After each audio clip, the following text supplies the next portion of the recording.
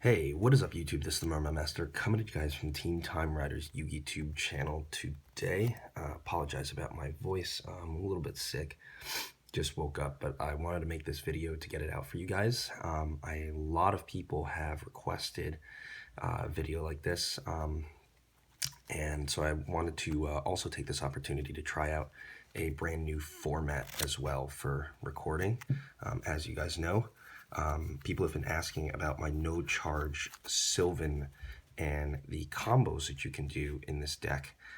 There's a lot of really interesting plays that you can make in here, and they want to know how the deck, I guess, has evolved post soul chart. So I'm gonna shuffle the deck up and do a couple of test hands and show you some plays that you can do in this deck.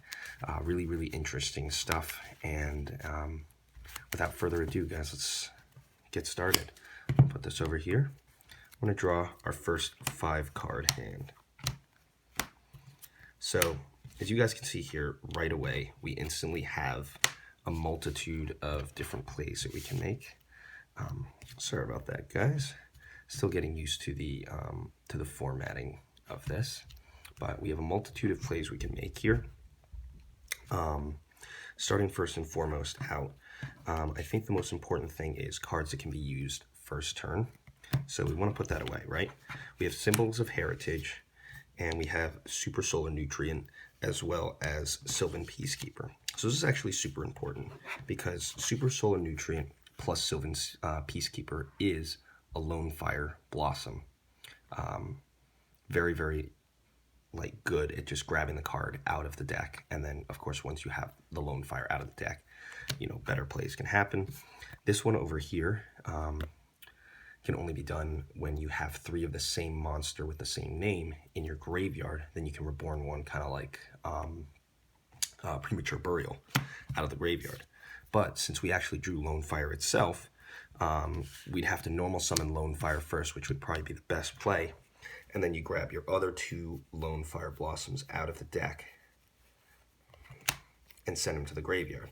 And then, as you guys know, from here, anything is possible. So, you know, you can choose to go into any Sylvan monster that you want out of your deck. The one that I would probably say I go for the most would be probably Sylvan Hermitry.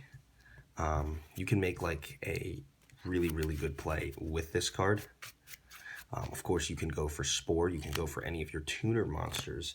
Make a level 8 or a link 2, whichever one you want to do. But as you guys can see, we not only have the Sylvan Hermitry here, but we also have a follow-up play with practically a Monster Reborn level card, Symbols of Heritage in here, as well as the follow-up play with these guys, as well as your Mark of the Rose later. So what we want to do, activate Sylvan Hermitry's effect, reveal the top card of the deck. It's a Sylvan, so send it to the graveyard, and then we get to draw a card from our deck.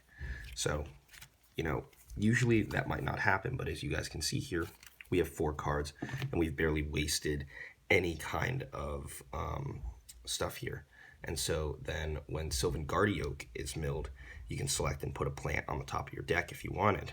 So if you wanted, for instance, you can put Lone Fire Blossom back, and then, you know, wait to get for it, you know, for the next turn or whatever you want to do. Or, you know, you have a number of different other plays that you might be able to make with a hand like that, including using Symbols of Heritage to grab Lone Fire back.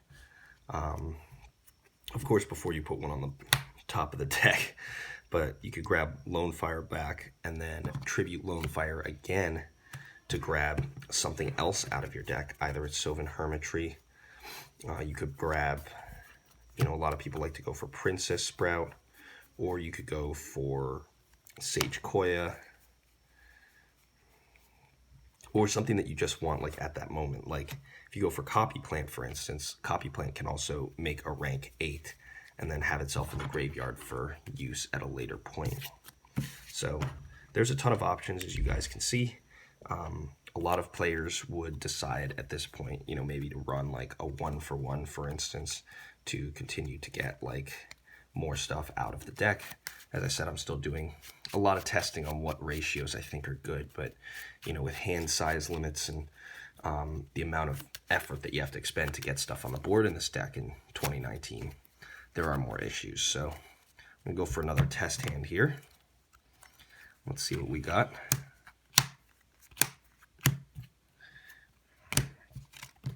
So this one's another hand filled with Lone Fire Blossoms, and you have a lot of options with this because you also have Spore in here. Combo plays can be pretty similar to that, but the basic idea behind it is use Lone Fire to get what you want out of the deck. What I'm trying to do right now is to showcase a few hands that don't really have Lone Fire Blossom in them. I think Lone Fire is, you know, it's your main play, and if you only see the plays that this deck can do with Lone Fire, that doesn't really, you know, doesn't really signify every avenue that the deck possibly has to get combo plays off. So now 2, 3, 4, 5. Now this is a pretty good, I want to say starting hand. You do have the field spell in here, and you have the Marshall Leaf plus Fallen Angel of Roses combo, which I discussed in the video. So one of the cool things about this is, since you have Sylvan Charity to start with, you can stack the top of your deck with whatever Sylvans you want, or you can use Mount Sylvania to stack whatever you want on the top of your deck. The idea being that you'll stack what it is on the top of your deck and either draw into it or use Marshall Leaf's Mill Excavate 2 effect to get it off the top of the deck. And that's super important. If you put like a Peacekeeper or 2 up there, something like that, you can get 2 effects where most Sylvans only allow you to excavate 1 off the top. So super, super important, I think. And unfortunately, Rose Lover cannot be discarded because it is a warrior and not a plant. Rose Archer, my bad, guys. But let's say we, you know, first turn, for instance, you don't want to activate that Sylvan Charity. See what you got on the top of the deck, and then take any 2 Sylvan cards and place them on the top. So at this point, you could choose to put Marshall Leaf on the top, but we're not going to do that because Marshall Leaf is our normal summon. So we can put Sage Koya on the top of the deck, like so. And, or actually, you know what we'll do? We will do Sage Koya and Mark of the Rose. And then we're going to normal summon Marshall Leaf. Marshall Leaf's effect, activate to mill 2. I didn't really want Mark of the Rose, but with Sage Koya, mill that to the bottom, and then put Mark of the Rose on the bottom of the deck. And at this point, Sage Koya's effect will allow us to grab back the Sylvan Charity, which we just discarded. And then, if you wanted, you could bounce back Marshall Leaf to your hand, special summoning Fallen Angel of Roses.